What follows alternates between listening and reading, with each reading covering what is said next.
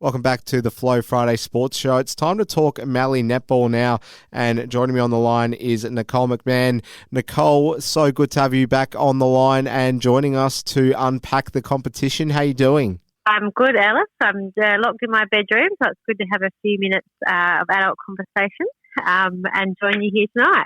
You are an in-demand member of the household, dare I say.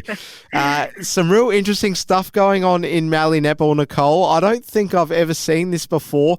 Two identical results with both home sides scoring 41 points over the weekend and both victorious away sides winning the game with 43 points. We'll start with Karoonda and Peak. So Peak getting the win here. Nicole, what did you make of it? Yeah, so this was Karoonda's first loss for the season. They were undefeated. So Karoonda 41, Peak 43.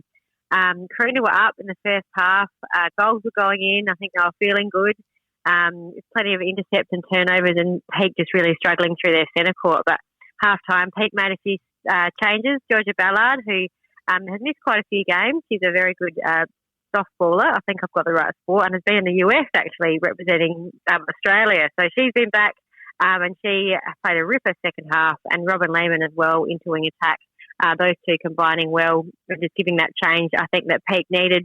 Absolute spectator's delight. There was a few bodies on the line and possibly on the ground. Just both teams giving it 100%. And this result just makes the season so exciting. Peak are actually, I think they were fourth, maybe now they're third on the ladder. And I won't say I totally disregarded Peak and I had thought maybe they would end up fifth, but this shows that they are definite finals and if not grand finals contenders this year. Don't hang up on me, but dare I say peaking at the right time.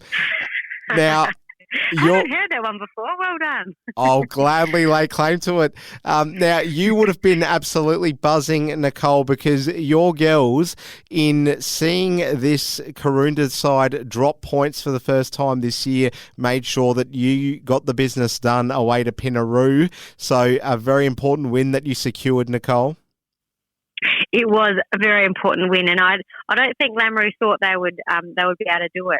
I know a few girls said to me at the start, "Oh, you've picked us," and I thought, "Bloody oath they have!" Like they of course lost Cassie Sparks to injury, but they've still got a great side and some very very strong players in there. But it was a beautiful sunny day at Pinaroo. All senior games actually at Pinaroo, so A, B, and C were within that 2-goal margin. So two very similar clubs there. But it was the second quarter which did it. Lamoureux won that quarter by 8 goals. The other quarters, Pinaroo actually won, or it was a draw. So it's quite interesting, and that just shows, it's a 60-minute game, but every quarter, every minute, you've got to go for it.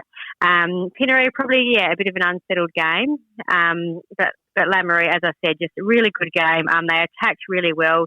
Cassie Sparks wasn't on the court, but she made up for it off the court. She sure knows her netball, and I know she had a few great tips for the girls on the sidelines.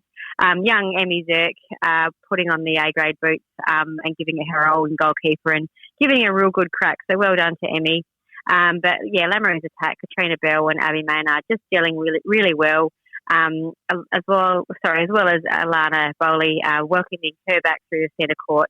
So well done to Lamoureux. I know they were pretty stoked with that win. No doubt. And neck and neck netball is what we love. And it was good to see 3 really competitive games in the end between Murrayville and BDT. BDT just overrunning the home side. But nevertheless, another close sort of ish game, Nicole. Yeah, 17 goals isn't huge. And I know it was within 5 at half time. Em Richo from Borders giving her girls the pump up. And I think that fired them up for that last half to get over the line well and truly. But that's the 5th and 6th side there. So it's just showing, all round how close all these teams are this year.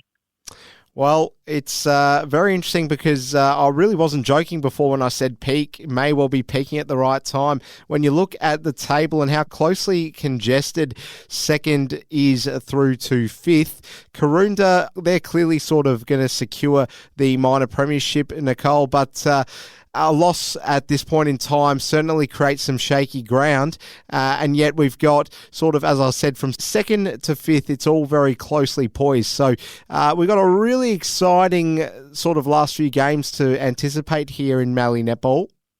Oh, we do, and I was trying to, I love looking ahead and trying to do the stats work out what might happen. And so you've got Pinaroo on 14 points, Lamoureux 12, Peak 12 points, Borders 10 points, Marvel on 2, so they're sadly probably out of the running. But really anything can happen. And looking ahead at who each team's playing, you can't say, oh, yeah, they'll win that one, they'll lose that one, and this will be the end result. It really is quite unknown. So every game, we've got 3 more games to go, and every game won or lost really is important. We'll take a look at the team of the week before we preview this weekend's games, Nicole, so lift the lid on that for us. Yeah, so we've got in goals, Katrina Bell from Lamoureux, Bianca Waite from Peak, and from Marvel, Stacey Moser-Bruns. And in the centre court, we've got Kiara Paik from Karoonda, Robin Lehman from Peak, Bailey Vogt from Lamoureux, and Emily Richardson from BDT. And in the defence, Emma Dabnett from Pinaroo, Dallas Mary, not Murphy, sorry, I may have done a typo on the Facebook page, and Shaylin Paik from Karoonda, and the substitutes, Aaliyah Heinze from Marvel and Abby Keogh from Pinaroo. There we have it. We'll take a look at the upcoming fixtures this Saturday.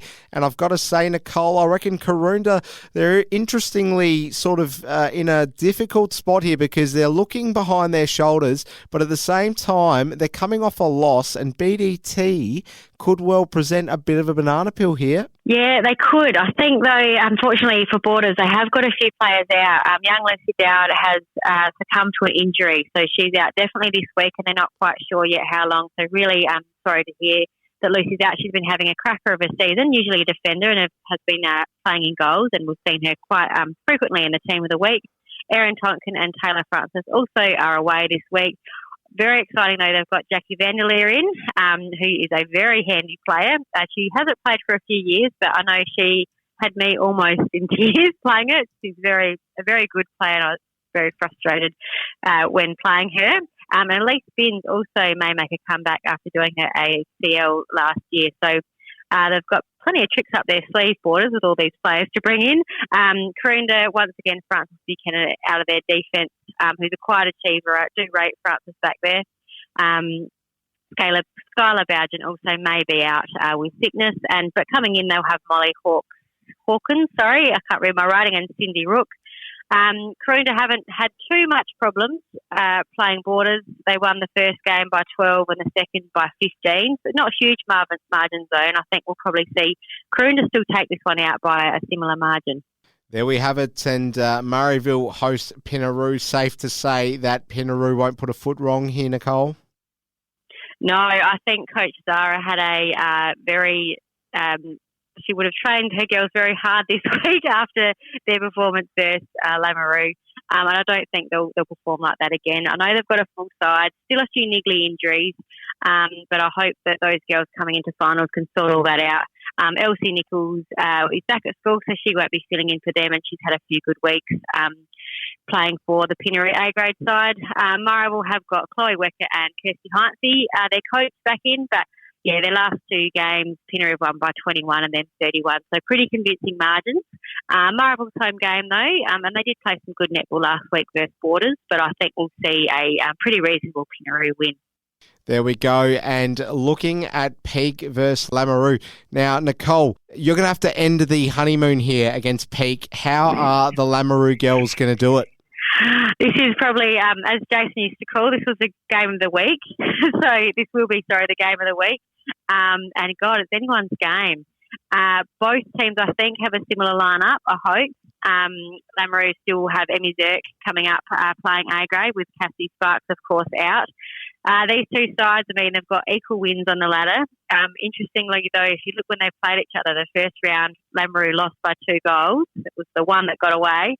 But second round, they won by 36 goals, which was huge. So it's a really hard one to pick. I do always pick my Lamoureux girls, but I usually mean it when I pick them. I think Lamoureux are very capable. It's a Peak home game, so it's going to be close, but I'll back my Lamoureux girls. You got to make the half hour or so trip, don't you? Well, Nicole, it's been great getting you on again to unpack Mallee Netball for us. Great reporting from our correspondent, Nicole McMahon. All the best on the weekend. Enjoy all the netball, and we'll speak to you next week. Sounds great. Thanks, Alice.